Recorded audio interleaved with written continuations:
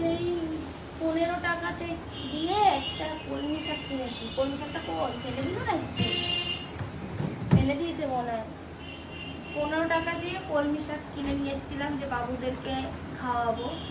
একদিনেই সেটা পচে গেছে, পুরো টাটকা নিয়ে এসেছিলাম, পচে গেল জানো। 15 টাকা দিয়ে কিনেছি, তো গায়ে লেগেছে আমার।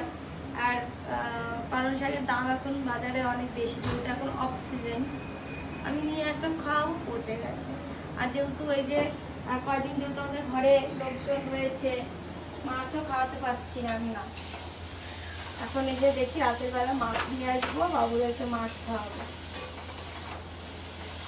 চলো শাকটা ভেজে নিই, ভাজা হয়ে গেলে খাবো, খিদে পেয়েছে, ওদেরকেও খাওয়াবো। এখন ওরা ডিম খাচ্ছে, আন্টিকে বললাম ডিম খাইয়ে দাও। ডিম খাচ্ছে, নুন দিয়েছে, আবার নুন দিয়েছে। চলো টাটা।